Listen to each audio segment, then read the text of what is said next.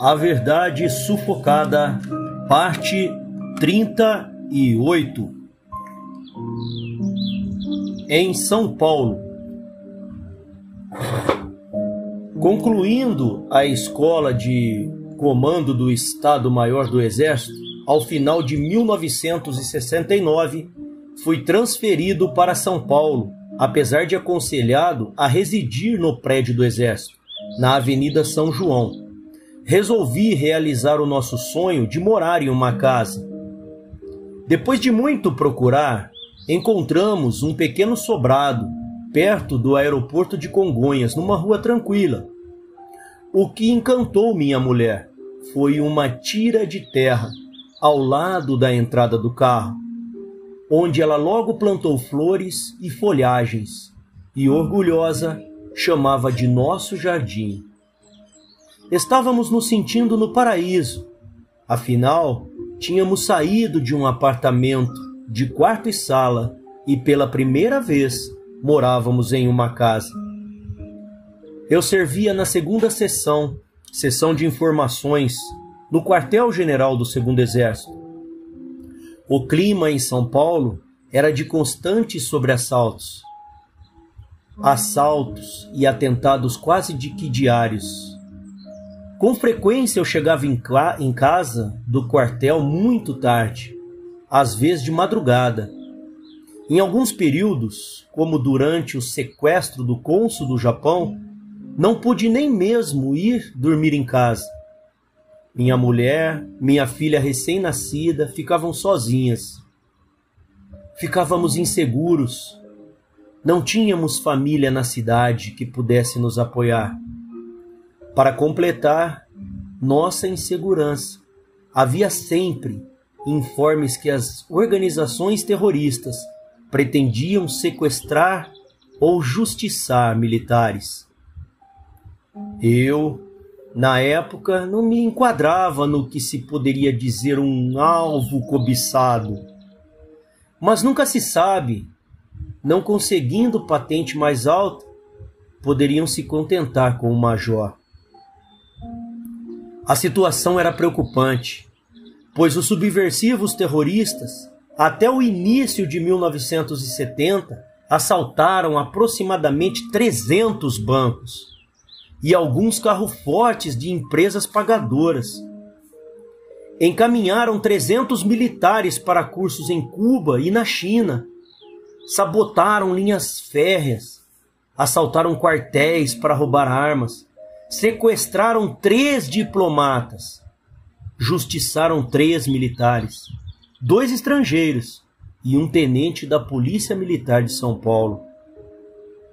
Roubaram grande quantidade de explosivos em pedreiras, explodiram dezenas de bombas, entre elas uma no aeroporto Guararapes e outra no quartel-general de São Paulo. E incendiaram várias radiopatrulhas. O número de mortos da insensatez dessa guerrilha urbana já era grande.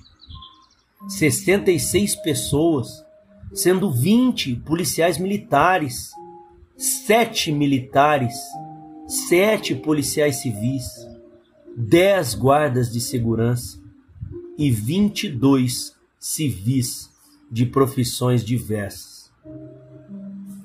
Com toda essa situação de guerrilha urbana em São Paulo, onde o número de ações era muito grande, recebi recomendações de meus chefes para que, por medida de segurança, me mudasse para o prédio do Exército, o que fiz logo que possível. Depois de pagar a multa de rescisão de contrato, saímos da tranquilidade do nosso sobrado, deixando o nosso jardim, que começava a florir, e fomos para a Avenida São Paulo, em pleno centro de São Paulo, ao lado da Praça da República, pensando que estaríamos tranquilos. Mal eu sabia que os próximos 3 anos e 3 meses seriam os mais difíceis de minha vida. Em fins de setembro, fui nomeado primeiro comandante do recém-criado DOI-CODE do 2º Exército. Eu iria junto com os meus comandados enfrentar os estudantes armados de estilingue, que lutavam para redemocratizar o país, como dizem alguns membros da mídia. Os jovens idealistas, na verdade, revelaram-se fanáticos assassinos, não hesitando em trucidar inocentes em prol da odiosa causa que abraçavam.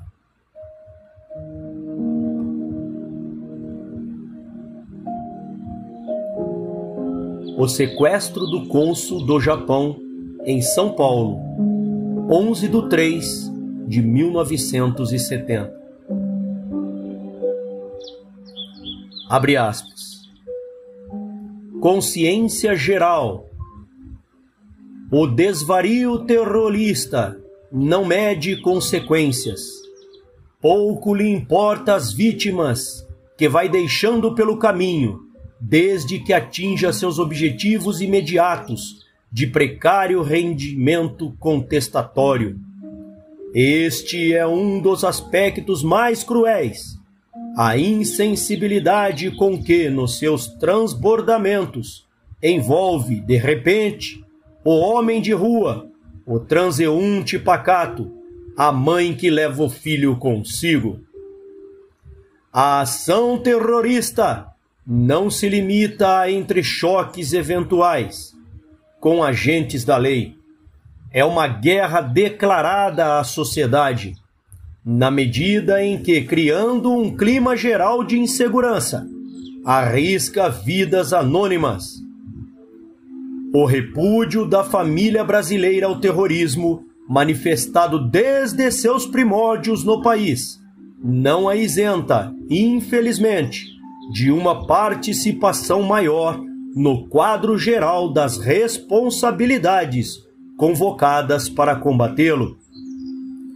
Da mesma forma, não a impede de eventualmente sofrer na própria pele os efeitos desta luta.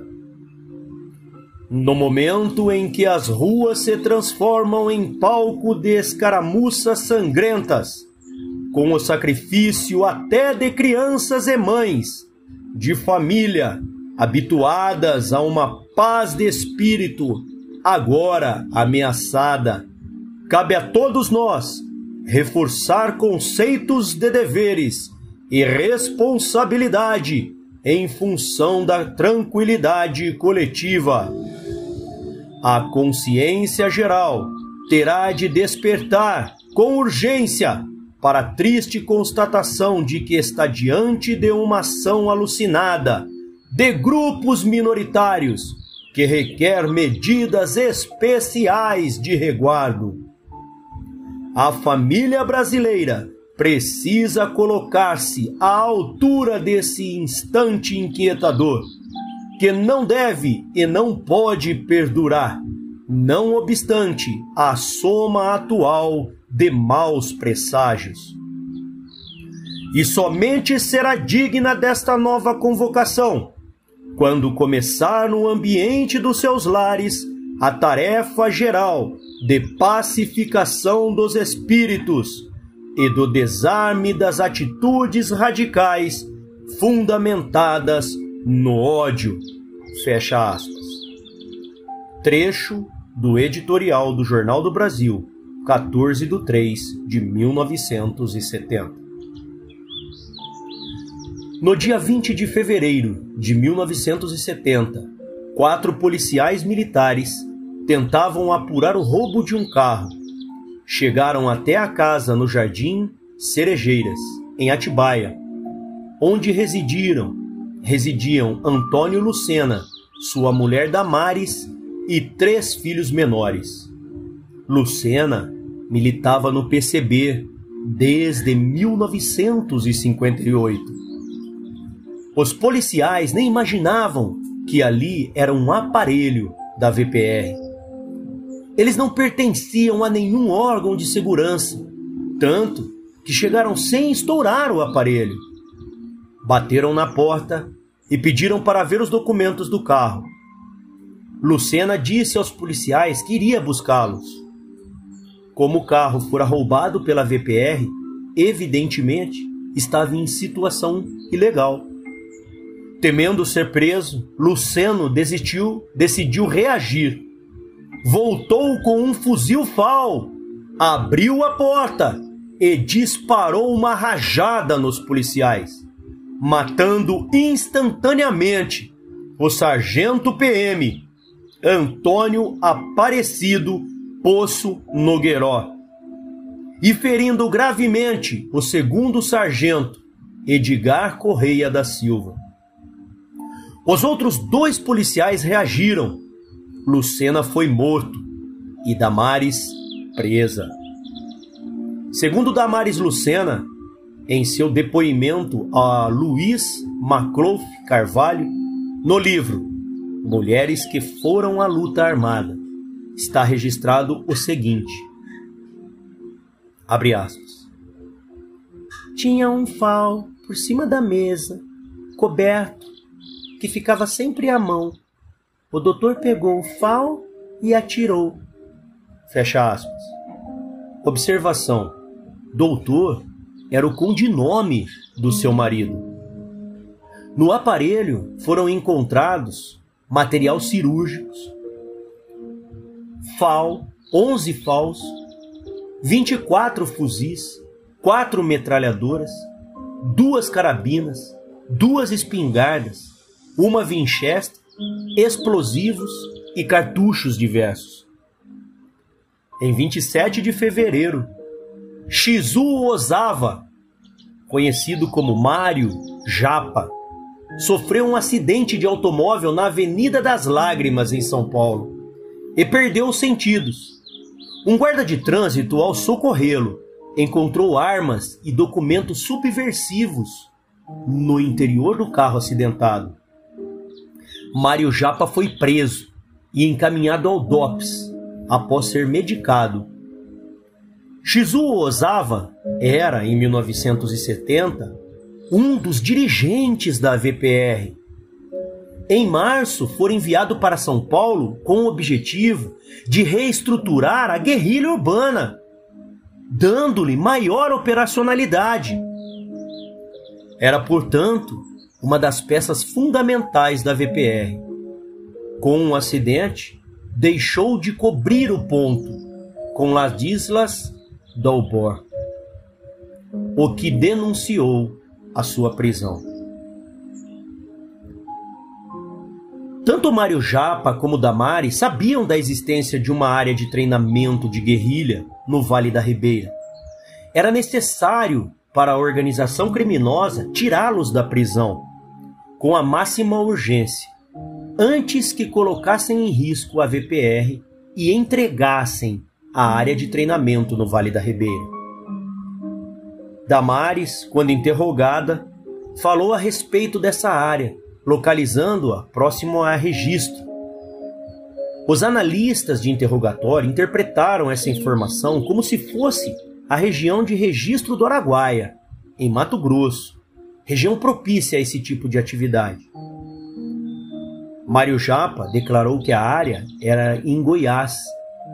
A contradição foi percebida e, mais cedo ou mais tarde, eles iam entregar a região certa. Era preciso libertá-los antes que fosse tarde.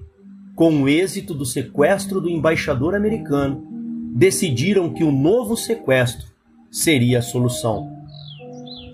Para sensibilizar a colônia japonesa, muito numerosa em São Paulo, e pressionar o governo, foi escolhido o cônsul-geral do Japão, Nobuo Okushi. Em ações mais arriscadas, as organizações agiam em frente, 2 ou mais organizações. Para o sequestro foram empregados os seguintes militantes, coordenado por Ladislas Dalbor, ou vulgo Jamil. Pela VPR, Vanguarda Popular Revolucionária, List Benjamin Vieira, vulgo Fred, Marco Antônio Lima Dourado, vulgo Orlando ou Eloy, Mário de Freitas Gonçalves, o Dudu, Joelson Crispim, Oswaldo Soares, Miguel ou Fanta era conhecido. José Raimundo da Costa, vulgo Moisés. Pela rede, Resistência Democrática, Denise Pérez Crispim, a Célia. Eduardo Leite, o Bacuri. Fernando Coleritz, o Ivo ou Raimundo. Pelo MRT, Movimento Revolucionário Tiradentes, Devanir José de Carvalho, vulgo Henrique. Plínio Peterson Pereira, o Gaúcho. E José Rodrigues Ângelo Júnior. O levantamento coube a Liste Benjamin Vieira, Mário de Freitas Gonçalves e Joelson Crispim. No dia 11 de março de 1970, no local e horas previstos, o carro do cônsul apareceu e Liste assinalou para Ladislas a sua aproximação. Imediatamente, o carro foi interceptado por um Volks, dirigido por Devanir José de Carvalho, um dos 3 irmãos conhecidos como os Irmãos Metralha, que aparentemente fizeram uma manobra descuidada. Oswaldo Soares e Mário de Freitas Gonçalves, na Rua Bahia, interrompiam o trânsito. Ladislas e Marco Antônio Lima Dourado aproximaram-se do carro e ameaçaram o motorista. Plínio Peterson Pereira e Liste retiraram o cônsul e o colocaram em outro Volks. Tudo foi muito rápido. Pouco depois, ele era levado de olhos vendados e com a cabeça nos joelhos de Liste para o aparelho de Bacuri e de Denise, sua mulher, localizado em Indianápolis, na Avenida Ceci, 1216.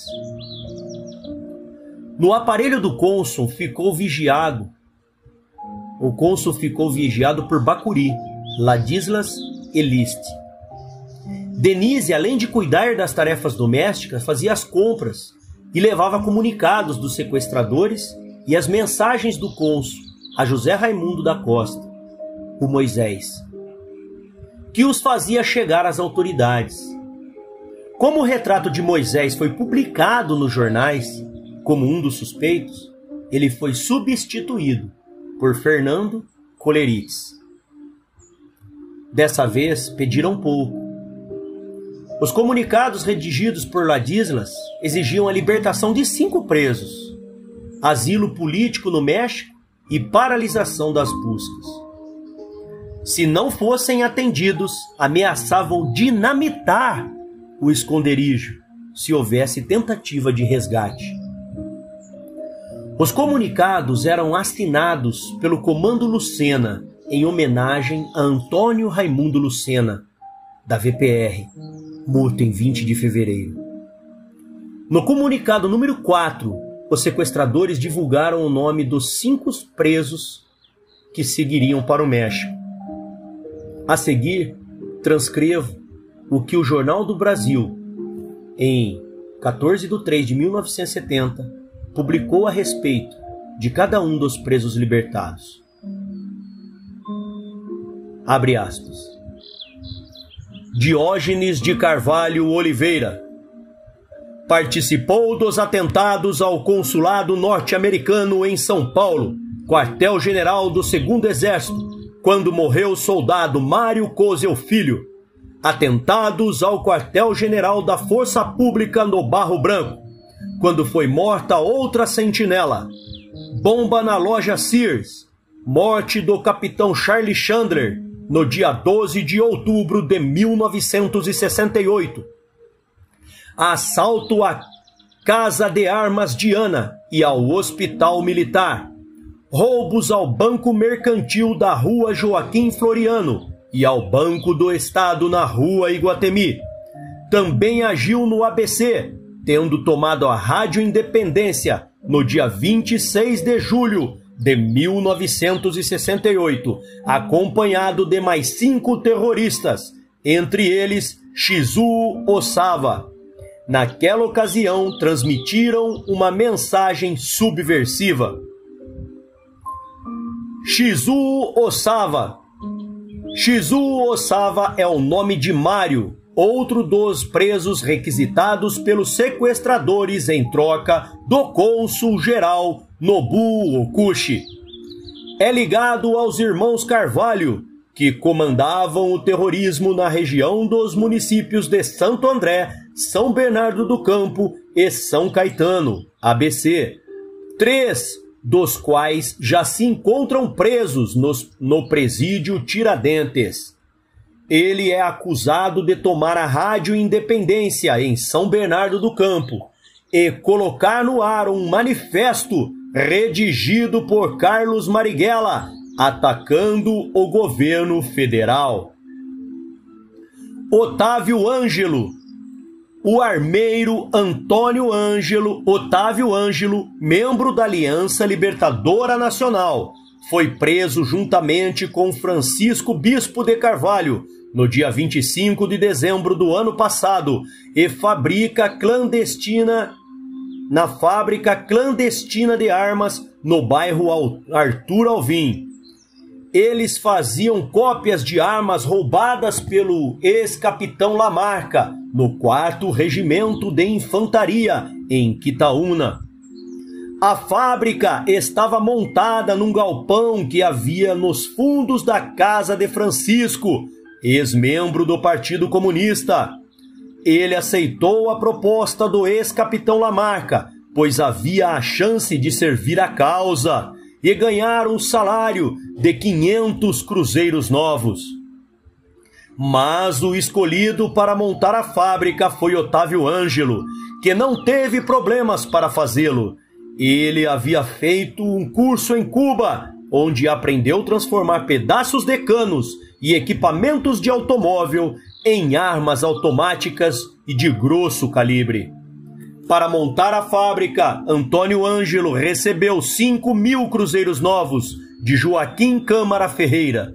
Com esse dinheiro, deu entrada para comprar um torno e preparar o galpão com revestimento à prova de som, que faziam provas de tiro e não podiam despertar a atenção de vizinhos.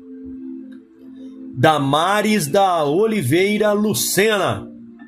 A viúva Damares de Oliveira Lucena foi presa por ocasião da morte de seu marido, Antônio Raimundo Lucena, num tiroteio com os soldados da Força Pública na noite de 20 de fevereiro passado, num sítio no município de Atibaia, onde o casal estava escondido com 3 filhos menores. Em seus depoimentos prestados a autoridades militares, Damares de Oliveira Lucena contou que o ex-capitão Carlos Lamarca e outros terroristas frequentavam sua casa nos fins de semana. Num dos quartos foram encontrados 24 fuzis Mauser, 4 metralhadoras INA e 11 fuzis FAL. Madre Maurina Borges Silveira. A religiosa Madre Maurina Borges Silveira, nascida em Araxá, Minas Gerais, era madre superiora do Lar Santana, Rua Conselheiro Dantas, 984, em Vila Tibério. Foi presa no dia 13 de novembro de 1969, quando a polícia e o exército desarticularam em Ribeirão Preto um grupo terrorista, Frente Armada de Libertação Nacional, FAUNI. No Lar Santana, onde vivem 220 crianças, a polícia afirmou ter encontrado material subversivo e documentos comprometedores, além de ser acusada por tentar queimar os documentos e enterrar explosivos quando os policiais chegaram ao asilo.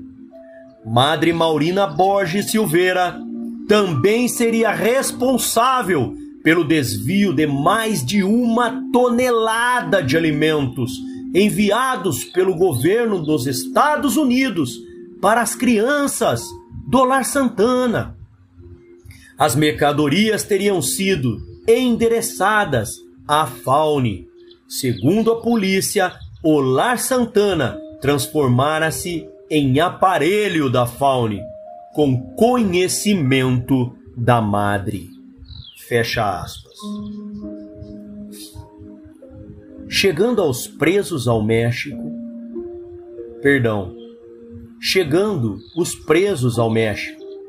começaram os preparativos para a libertação geral do cônsul-geral do Japão. Nobuo Okushi, no domingo 15 de março, às 16 horas, Eduardo Leite, o Bacuri, retirou Liszt do aparelho. Ao anoitecer, o cônsul foi vendado e levado por Ladislas no banco traseiro do Fusca. Bacuri e Denise, após revista minuciosa na casa, queimaram documentos, desfizeram possíveis pistas e abandonaram o aparelho. Após os chequeiros e contra-chequeiros, para verificar se estavam sendo seguidos, deixaram o cônsul na rua Arujá. Ladislas saltou com Nobuo, enquanto Bacuri circulava para verificar se havia polícia por perto. Caso não voltasse, Ladislas mataria o cônsul. Felizmente, o Volks retornou e Ladislas embarcou, deixando Nobuo Okushi, que de táxi dirigiu-se à sua casa. Entre abril e maio, os órgãos de segurança já haviam prendido Ladislas Dalbor, Liszt Benjamin Vieira, Oswaldo Soares, Fernando Colerites e Miguel Varone. Alceri Maria Gomes da Silva e Joelso Crispim haviam sido mortos em combate, todos envolvidos neste sequestro. Madre Maurina e a Força Armada de Libertação Nacional, FAUNE. Na Faculdade de Direito da cidade de Ribeirão Preto, São Paulo, Vanderlei Caixe participava de uma célula do PCB, ao qual era filiado desde 1959.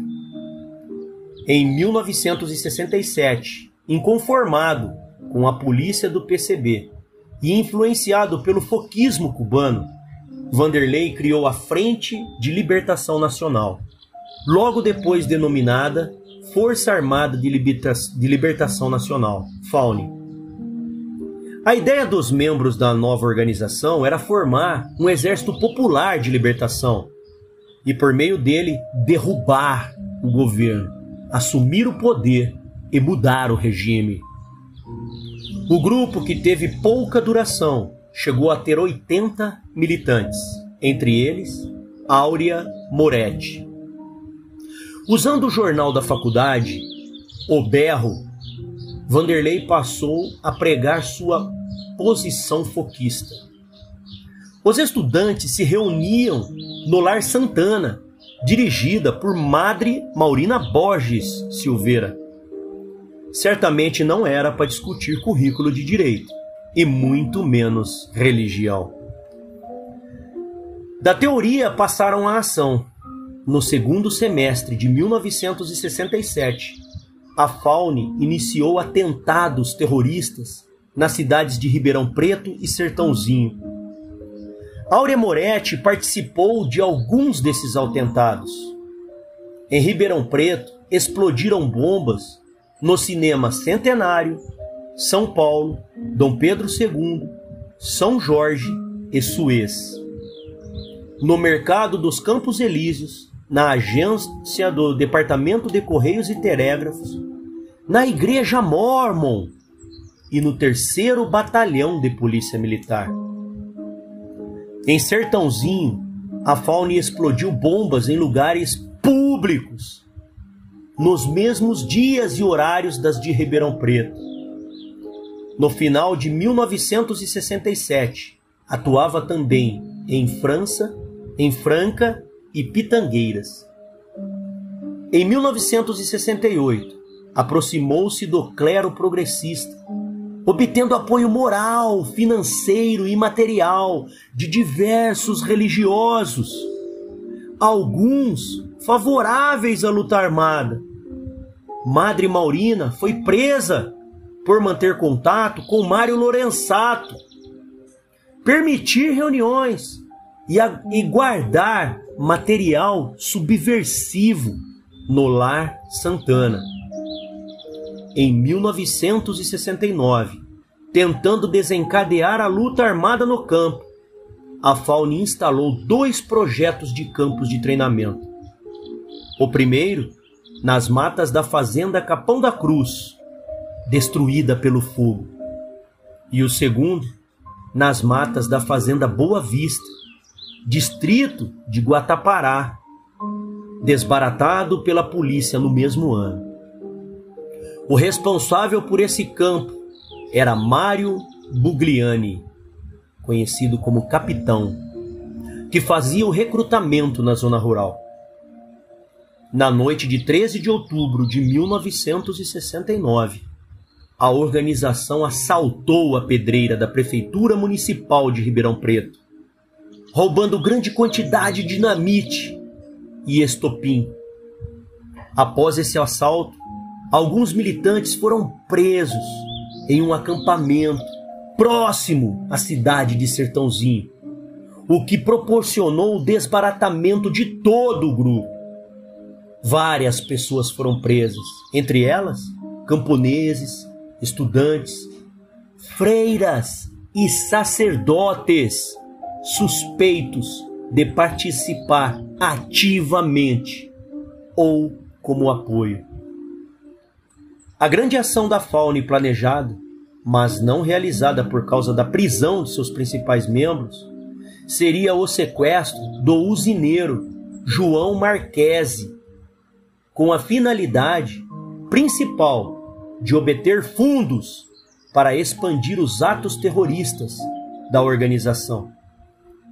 Vanderlei Caixe cumpriu pena de 5 anos de prisão por ter sido identificado como coordenador do grupo. Hoje é advogado e professor. Atua junto ao MST. Áurea Moretti saiu da cadeia em janeiro de 1973. Em 1985, voltou a Ribeirão Preto, onde atua junto ao MST. No livro Mulheres que Foram à Luta Armada, de Luiz Maclouf, página 97, reafirma, abre aspas, a luta de ontem é a luta de hoje, fecha aspas. Que a luta deles continua, muitos sabem, só não vê quem não quer.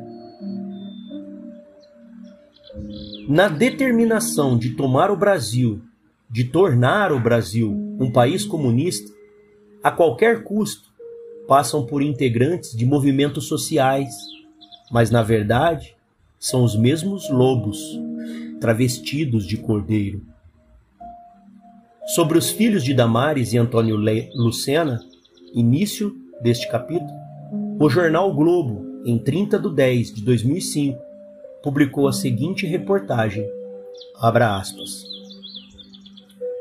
Indenização chega agora e a filhos de torturados. Evandro Eboli, Brasília. Os 3 filhos pequenos do ex-guerrilheiro Antônio Lucena, braço direito do capitão Carlos Lamarca, na Vanguarda Popular Revolucionária VPR, foram parar na cadeia depois de verem seu pai ser morto na porta de casa pelos militares em fevereiro de 1970, em Atibaia, interior de São Paulo. Hoje, 35 anos depois, casos como os deles, de filhos de militantes políticos e também vítimas de repressão familiar, começam a chegar à Comissão de Anistia. Na semana passada, a comissão aprovou pela primeira vez a condição de anistiado político e o direito à indenização de filho de guerrilheiros.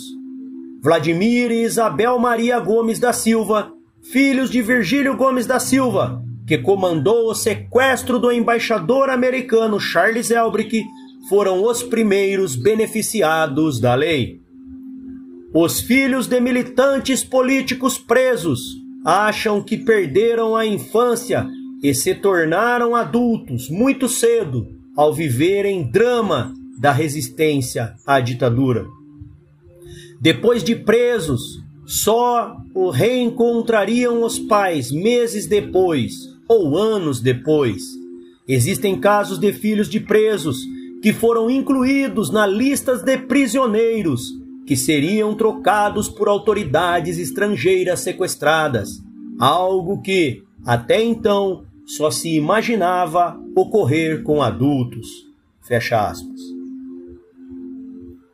Em uma reportagem muito longa, de página inteira, alguns filhos de militantes de organizações terroristas se dizem perseguidos e irão pedir indenização, porque seus pais eram comunistas.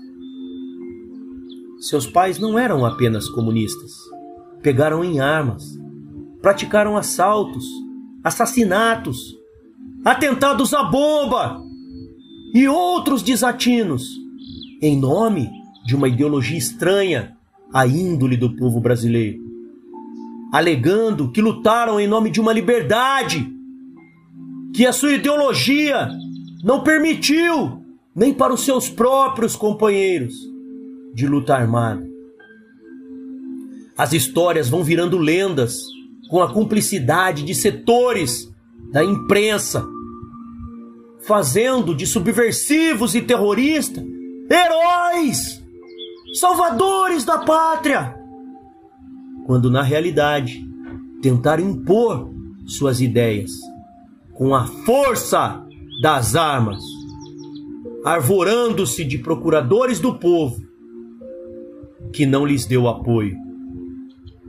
Pena que essas reportagens não tenham um cunho investigativo para que sejam averiguadas as versões apresentadas. E pior ainda, que não tenham ao longo do tempo, e muito menos agora, sido rebatidas pelas autoridades das instituições atingidas por ela. Pena. Já que estamos em tempo de referendos, que não se pergunte ao povo que paga essas indenizações com exorbitantes impostos se concorda com o desembolso desse dinheiro.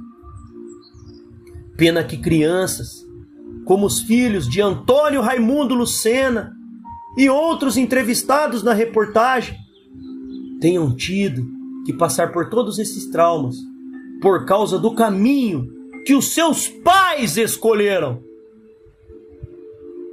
Um dos casos de crianças que seguiram para o exterior foram os filhos de Lamarca, que por imposição da vanguarda popular revolucionária viajaram para Cuba juntamente com a mãe, no dia em que Lamarca desertou do exército e ingressou na luta armada.